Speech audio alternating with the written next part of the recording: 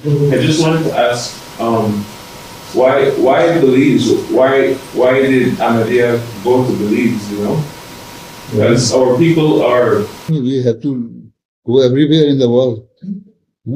Our people are not specific. We did not leave the other world and only specifically go to Belize.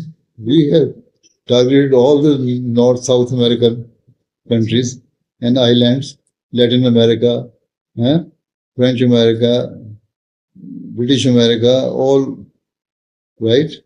So we have to reach all corners of the world.